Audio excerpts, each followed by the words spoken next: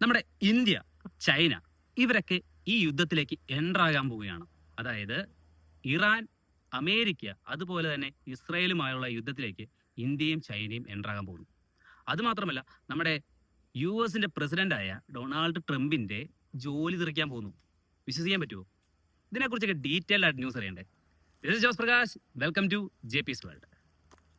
ആദ്യം തന്നെ നമ്മുടെ നമ്മുടെ ട്രംപിന്റെ ജോലി പ്രശ്നത്തിലേക്ക് കിടക്കാം. അതായത് നമ്മുടെ അമേരിക്കൻ ഗവൺമെന്റ് 4ാമത്തെ തവണ ഈ പറഞ്ഞതുപോലെ US പ്രസിഡന്റായ ഡൊണാൾഡ് ട്രംപിനെതിരെ ഇംപീച്ച്മെന്റ്, അതായത് അവിശ്വാസ പ്രമേയം സമർപ്പിക്കുകയാണ്. ഇതിനു മുമ്പ് 3 പ്രാവശ്യം സമർപ്പിച്ചിട്ടുണ്ടായിരുന്നു.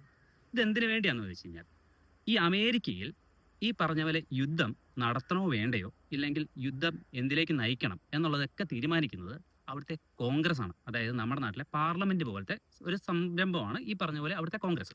അപ്പം ഈ കോൺഗ്രസിന്റെ അനുവാദമില്ലാതെ ഡൊണാൾഡ് ട്രംപ് സ്വന്തം ഇഷ്ടത്തിന് ഈ പറഞ്ഞ പോലെ യുദ്ധത്തിന് ആഹ്വാനം ചെയ്യുകയും അതുപോലെ യുദ്ധം നടത്തുകയും അതുപോലെ തന്നെ യുദ്ധം പിൻവലിക്കുകയൊക്കെ ചെയ്യുന്നുണ്ട്.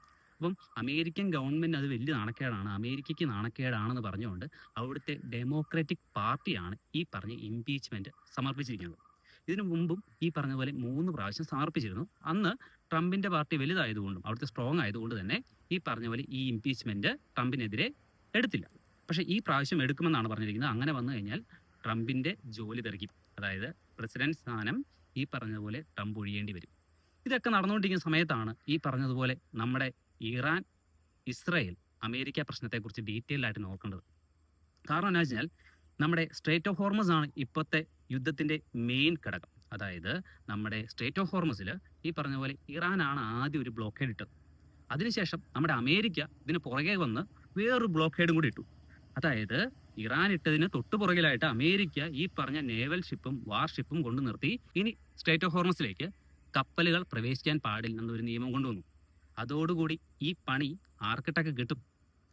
ഇന്ത്യക്കും കിട്ടും, ഈ പറഞ്ഞ പോലെ ചൈനയ്ക്കും കിട്ടും. കാരണം ഇതിലെ കൂടിയാണ് നമുക്ക് വേണ്ട ഗ്യാസും ഫ്യൂവലും എല്ലാം വന്നുകൊണ്ടിരിക്കുന്നത്. അപ്പോൾ ഇത് കണ്ടുകൊണ്ട് നിന്ന നമ്മുടെ ചൈന എന്താണെന്ന് കാണിച്ചെന്ന് വെച്ച് കഴിഞ്ഞാൽ, ചൈനയുടെ ഗവൺമെന്റിൽ, അതായത് ചൈനയുടെ പാർലമെന്റിൽ ഒരു പുതിയതായിട്ട് ഒരു നിയമം പാസ്സാക്കി ചൈന.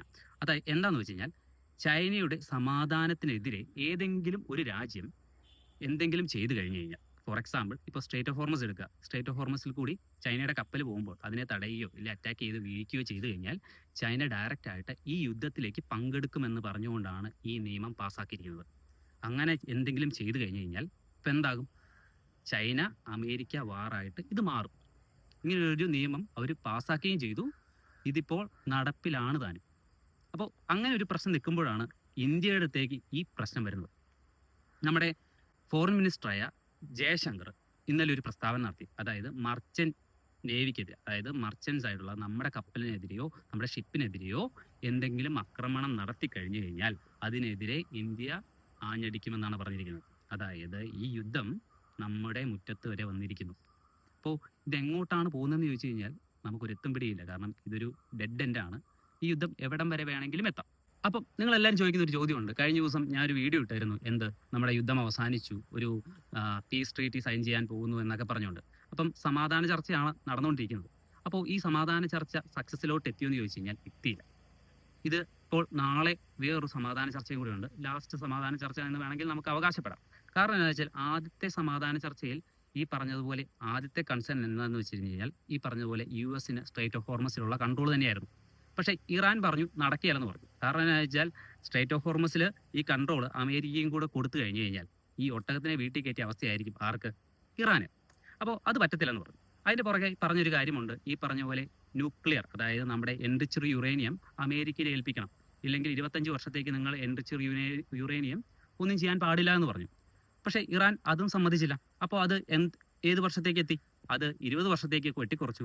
പിന്നീട് അടുത്ത സമാധാന ചർച്ച നടക്കാൻ പോകുന്നത് 12.5 വർഷത്തേക്ക് നിങ്ങൾ ന്യൂക്ലിയർ എൻറിച്ച്മെന്റ് നടത്താൻ പാടില്ല എന്നുള്ളതിലേക്കാണ്.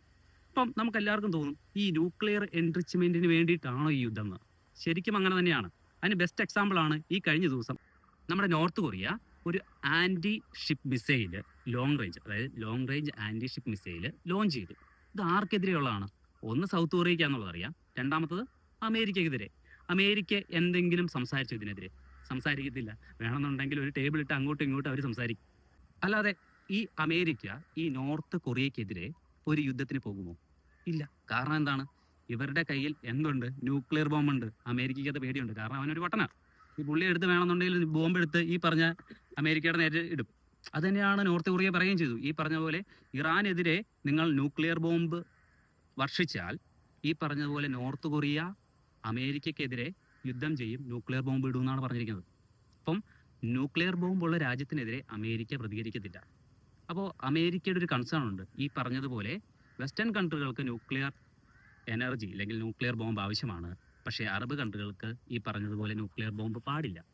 ഇതിനെതിരെയാണ് ഇറാൻ ആഞ്ഞടിച്ചുകൊണ്ടിരിക്കുന്നത്.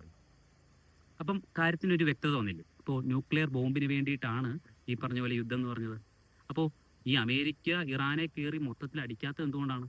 ഈ പറഞ്ഞതുപോലെ ന്യൂക്ലിയർ ബോംബ് ഉണ്ടാക്കാനുള്ള ശേഷി ഇറാനുണ്ട്. അതായത് ഈ എൻറിച്ച്ഡ് യുറേനിയം 60% വെച്ച് നമുക്ക് ഡേർട്ടി ബോംബ് ഉണ്ടാക്കാൻ പറ്റും. ആ ഒരു പേടി ഇസ്രായേലിനും അമേരിക്കയ്ക്കും ഉള്ളത് കൊണ്ടാണ് ഈ പറഞ്ഞ പോലെ ഇറാനെ കയറി അറ്റാക്ക് ചെയ്യാത്തത്. ഇങ്ങനെയൊക്കെയാണ് ഇപ്പോൾ ഇവിടെ സംഭവിച്ചുകൊണ്ടിരിക്കുന്നത്. എന്തൊക്കെ തന്നെയാണെങ്കിലും യുദ്ധം ഇനി നിൽക്കാൻ പോകുന്നുണ്ടെന്ന് എനിക്ക് തോന്നുന്നില്ല. പക്ഷേ നിൽക്കാൻ സാധ്യതയുണ്ട്. അമേരിക്ക പറയുമ്പോൾ ഷെയർ മാർക്കറ്റ് കൂടുകയും ഇറങ്ങുകയും ചെയ്യുന്നത് ഈ യുദ്ധം കാരണമാണ്. അപ്പോൾ ഈ യുദ്ധം കൊണ്ട് ഒത്തിരിയേറെ ആൾക്കാർക്ക് നല്ലത് സംഭവിക്കുന്നുണ്ട്. അതായത് അമേരിക്കയ്ക്ക് വേണ്ടപ്പെട്ടവർക്ക് മാത്രം. അപ്പോൾ ഇതിനെക്കുറിച്ചുള്ള ഡീറ്റെയിൽഡ് ആയിട്ടുള്ള ന്യൂസുകൾ ഇനി അടുത്ത വീഡിയോകളിലൊക്കെ കാണാം. This is Jose Prakash signing off. By.